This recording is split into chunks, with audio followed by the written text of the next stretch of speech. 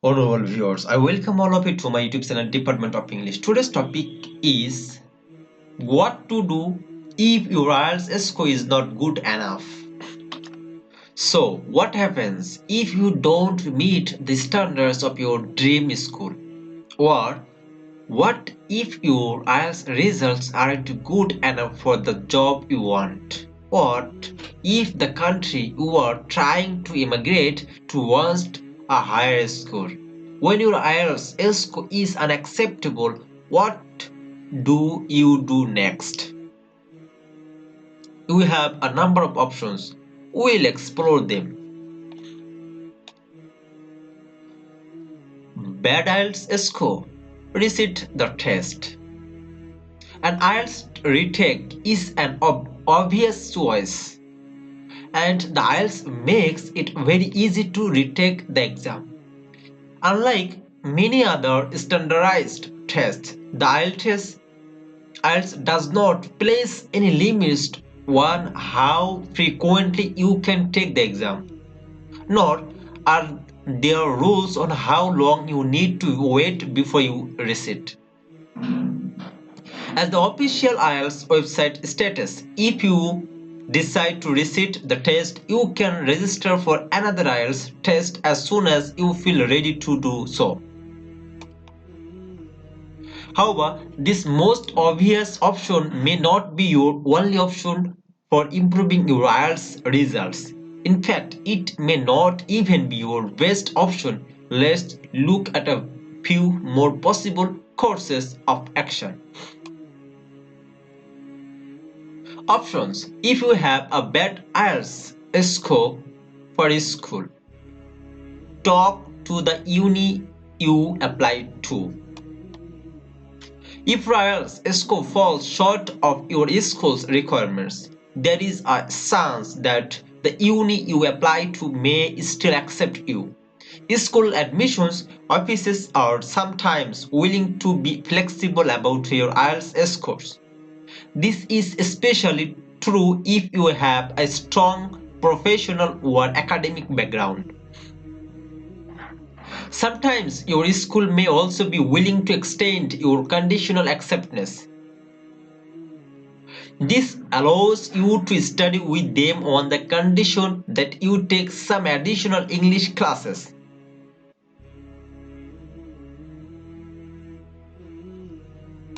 Apply to a different university with easier IELTS requirements.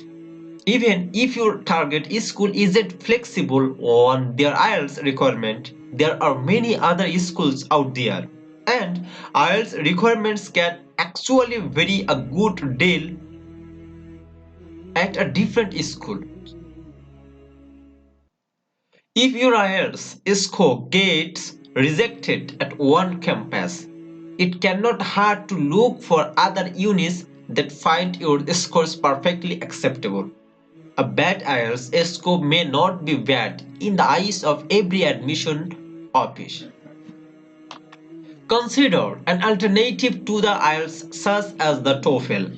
Most IELTS accepting schools will also accept scores from other English proficiency exams.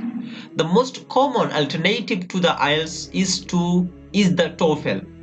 Now, there is no clear answer to which test is easier objectively, but there are certainly some test takers who personally find the TOEFL easier than the IELTS.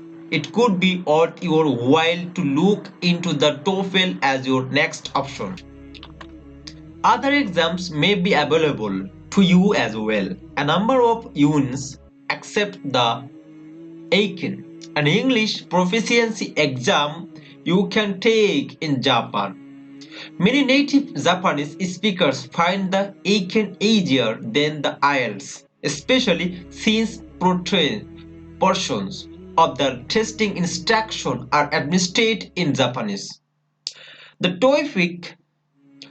TOEIC can sometimes be an option as well, and if you are taking the IELTS for work purpose, employers are open to other Cambridge English certificates.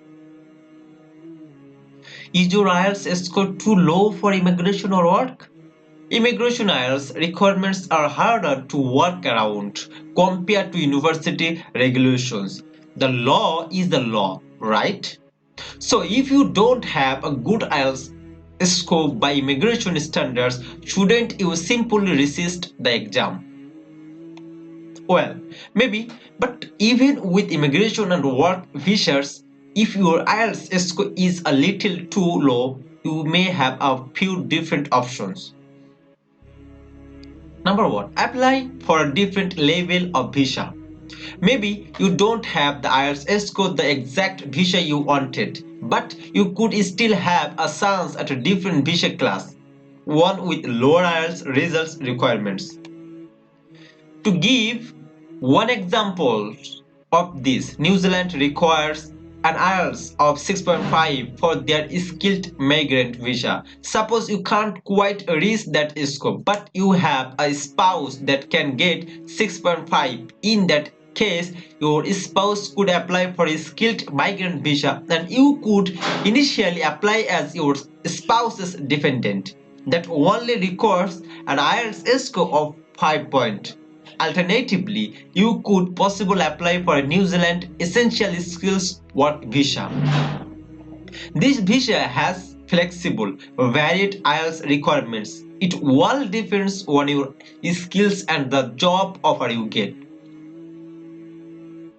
And that's just one example of how New Zealand can be flexible on IELTS scores.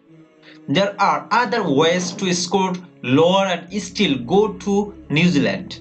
Other countries also have similarly varied IELTS requirements. You can find alternative IELTS visa requirements in any IELTS accepting nation. Take a different English exam. I have already told you about alternative exams for university applications. Immigration offices also offer a few other English exams beyond IELTS. Most famously, Australia recently began accepting the TOEFL for immigration. Similarly, most US states will accept the TOEFL for medical professionals instead of the IELTS. In other North America example, Canadian immigration accepts either IELTS result or CELPIP results, Canadian English Language Proficiency Index program, for skilled migration. Once more, these are just a few examples. If your IELTS score is a little low, always see if you can take a different exam when you can.